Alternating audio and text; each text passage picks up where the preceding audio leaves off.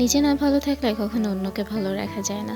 তাই আগে নিজেকে ভালো রাখতে হবে, নিজের পছন্দকে গুরুত্ব দিতে হবে, নিজের ভালো লাগাকে গুরুত্ব দিতে হবে। তাহলেই কিনা আপনি অন্যকে ভালো রাখতে পারবেন, অন্যের ভালো লাগার খেয়াল রাখতে পারবেন। আসসালামু আলাইকুম, welcome back to my channel. কাছে দূরে যে যেখান থেকে এই মুহূর্তে আমার ভিডিওটি দেখছেন, আশা করি সকল আপু ভাইয়েরা আল্লাহর অশেষ রহমতে ভালো আছেন এবং সুস্থ আছেন। আমিও ইনশাল্লাহ আপনাদের দোয়া এবং আল্লাহর অশেষ রহমতে আলহামদুলিল্লাহ অনেক ভালো আছি। বৃষ্টি মুখর একটা সকালবেলার ভিডিও নিয়ে আপনাদের সামনে হাজির হয়েছি। বাইরে প্রচুর বৃষ্টি হচ্ছে। বাইরে গতকাল থেকে বৃষ্টি শুরু হয়েছে, কিন্তু গতকালে এত বৃষ্টি হয়নি যতটা রাত থেকে শুরু হয়েছে। যাই হোক, বৃষ্টি দেখতে অনেক ভালো লাগে, তবে গ্রামের দিকের অবস্থা খুবই খারাপ। যাদের ঘের ধানের জমি আছে তাদের খুবই খারাপ একটা অবস্থা। প্রচুর পরিমাণে পানিতে মাছ ভেসে যাচ্ছে, ধানগুলা ভেসে যাচ্ছে।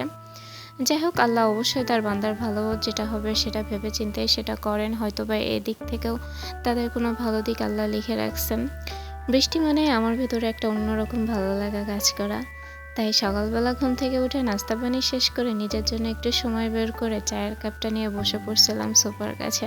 জানালার ধারে বসে চা খাচ্ছিলাম আর বাইরের বৃষ্টিটা উপভোগ করছিলাম। এর ভিতরে আমার চোখে পড়ে শিউলি গাছের তলায় অনেক শিউলি ফুল পড়ছে আর দেখতে এত বেশি ভালো লাগছে। আমি একটু আপনাদের জন্য ক্যাপচার করতে চাইছিলাম, কিন্তু দূর থেকে হচ্ছিল না। পরে আমি নিজেই গেলাম যে ফুলগুলো উঠাই নিয়ে আসি, নষ্ট হয়ে যেতে পারে। তো দূর থেকে দেখে মনে হচ্ছিল ফুলগুলো ভালো আছে, বাট যখন কাছে যায় তখন দেখি ফুলগুলো একদমই বৃষ্টিতে নরম হয়ে নেতিয়ে গেছে, যেগুলো আসলে নেওয়ার মতো পরিস্থিতিতেই ছিল না। এজন্য ব্যর্থ মুখ নিয়ে আবার ফিরে আসতে হলো। তো সংসারের কাজে লেগে পড়েছি। যতই বৃষ্টি হোক, যতই অন্যরকম আনন্দ কাজ করুক না কেন, সংসারের কাজগুলো তো আমারই করতে হবে, তাই না? বৃষ্টির দিনে একটু রাজরানী রাজরানী ভাব নিতে মন চায়, কিন্তু হয়ে ওঠে না। যাই হোক, সংসারের কাজটা করার জন্য রান্নাঘরে চলে আসছি। সকাল থেকে যে থালা বাসনগুলো ময়লা হয়েছিল সেগুলো সব এক এক করে পরিষ্কার করে নিচ্ছি। সকালবেলা রুইমণিকে আজকে চা করে দিয়েছিলাম।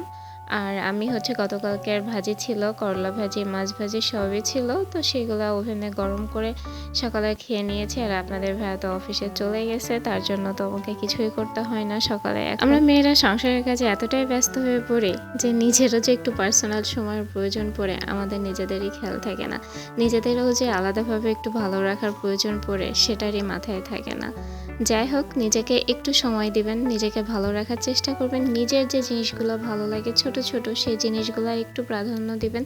দেখবেন নিজের কাছেই নিজের অনেক বেশি ভালো লাগবে। কারণ আমি সবসময় মনে করি আমি যদি ভালো না থাকি তাহলে আমি আরেকজনকে কখনোই ভালো রাখতে পারবো না। বাইরে বৃষ্টি হচ্ছে আর খিচুড়ি হবে না তা তো না। তা যাই হোক, খিচুড়ি রান্না করব। পোলার চাল ডাল দিয়েই আজকে খিচুড়িটা করব।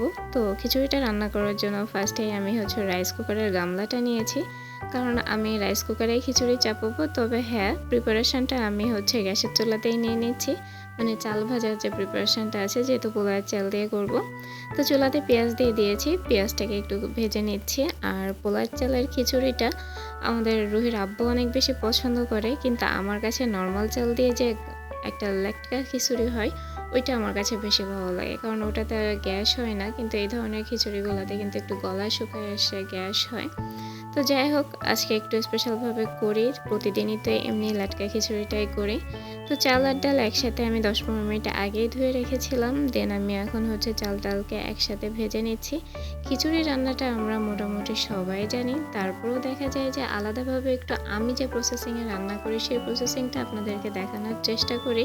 খিচুড়ি রান্নার এই পর্যায়ে সব ধরনের মশলাই দিয়ে দিচ্ছি, যেমন হলুদ গুঁড়া, মরিচ গুঁড়া, লবণ, জিরা গুঁড়া, রসুন, তারপর আদার যেসব গরম মশলা থাকে, দারচিনি, এলাচ, সবই এক এক করে দিয়ে দিব। খিচুড়িটা আমার সবসময় হাতে মাখিয়ে রান্না করে খেতে বেশি ভালো লাগে, তবে আজকে একটু কষিয়ে রান্না করছি, যেহেতু পোলার চাল দিয়ে করছি, আগেও তো সেটা বলেছি। 3-4 দিন মেয়েটাকে স্কুলে পাঠাচ্ছে না। প্রথম 2 দিন পাঠায় নাই অতিরিক্ত গরমের কারণে, আর পরে তো যখন ওর স্কুল টাইম হয় তখন বৃষ্টি লেগে থাকে, আর আমি চাই না বৃষ্টির পানি ওর গায়ে লাগুক, কারণ এই সময় বৃষ্টির পানি গায়ে লাগলে সর্দি জ্বর এগুলো লেগেই থাকবে, সারতে চাইবে না। এই জন্য আপাতত অফ রাখছি। তো আমার চালটা কিন্তু ভালো মতো কষানো হয়ে গেছে। এখন রান্নার পানি আমি দিয়ে দিচ্ছি। পানিটা আগে থেকেই আমি গরম করে রাখছিলাম, আর দিয়ে তারপরে আমি রাইস কুকারে বসিয়ে দিব। তো এই মুহূর্তে আমি কিছু কাঁচা মরিচও দিয়ে দিচ্ছি। আর আমি হচ্ছে কিছু রসুন ফালি দিয়ে দিচ্ছি, কারণ আমার কাছে খিচুড়িতে রসুন দিলে কেন জানি না একটু বেশি ভালো লাগে, মানে রসুনের ফালি বা আস্ত রসুন দিলে। এই মুহূর্তে যে সকল আপু ভাইয়েরা আমার ভিডিওটা কন্টিনিউ করছেন, এখনও যদি লাইক না দিয়ে থাকেন তাহলে প্লিজ লাইক দিয়ে তারপরে ভিডিওটা কন্টিনিউ করুন। আর আজকে আমার চ্যানেলে যারা নতুন ভিজিট করছেন তাদের কাছে আমার রিকোয়েস্ট থাকবে, আমার ভিডিওটা যদি আপনাদের কাছে ভালো লেগে থাকে তাহলে অবশ্যই আমার চ্যানেলটা সাবস্ক্রাইব করে পাশে থাকা যে বেল বাটনটা আছে সেটা বাজিয়ে দিতে একদমই ভুলবেন না। আর আমার ভিডিও সম্পর্কে জন্য যদি কোনো মতামত থেকে থাকে অবশ্যই কমেন্ট বক্সে জানাবেন, সেটা নেগেটিভ হোক আর পজিটিভ হোক, কারণ আপনাদের মতামত দিয়েই আমি আমার সামনের ভিডিওগুলো সাজাবো ইনশাল্লাহ। মাশাল্লাহ আমার খিচুড়িটা কিন্তু হয়ে গেছে, আর খিচুড়িটা কতটা ঝরঝরা হয়েছে সেটা আপনারা দেখেই বুঝতে পারছেন। আমি যদিও এই খিচুড়িতে খুব বেশি একটা হলুদ দিই না, জাস্ট হালকা একটু হলুদ দিই, হলুদ ভাবটা আনার জন্য। ক্যামেরাতে মনে হচ্ছে অনেক বেশি হলুদ হয়েছে, কিন্তু না, জাস্ট হালকা সাদা সাদা একটা ভাব কিন্তু আসছে।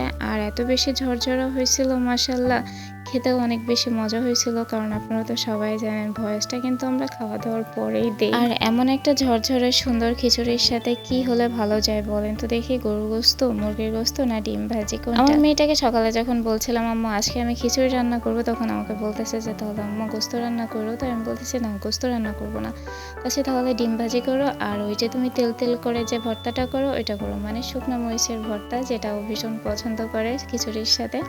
আমি বললাম আচ্ছা ঠিক আছে। আমার আগের থেকে ইচ্ছা ছিল যে মাংসই রান্না করব, কিন্তু জাস্ট মেয়েটার সাথে একটু মজা করতেছিলাম। যাই হোক, আমি কিন্তু এদিকে প্রেশার কুকারে গরু গোস্ত বসিয়ে দিয়েছিলাম। তো প্রেশার কুকারে গোস্তটা সেদ্ধ হয়ে যাওয়ার পরে আমি যে আলাদা করে কড়াইতে নামিয়ে এখন কষিয়ে নিচ্ছি, আর সাথে আলু দিয়ে দিয়েছি, কারণ আমরা হচ্ছে ভীষণ ভীষণ আলু পাগল। আমার বাসায় গোস্ত হবে আর আলু দিব না সেটা কখনোই হবে না, যার কারণে দেখা যায় যে গোস্তের তুলনায় আলুটাই বেশি থাকে। আর আমার রহিমনি বলবে আম্মু আমাকে গোস্ত দিতে হবে না, তুমি আমাকে আলু দাও, ও এত বেশি আলু পছন্দ করে। রান্না বান্না শেষ হয়ে গেছে, এর ভিতরে আপনাদের ভাইয়াও অফিস থেকে চলে আসছে, আর সে অফিস থেকে এসেই বলতেছে যে ঘরের ভিতরে তো থাকাই যাচ্ছে না, খাবার দাবারের গন্ধে ভালো মন্দ।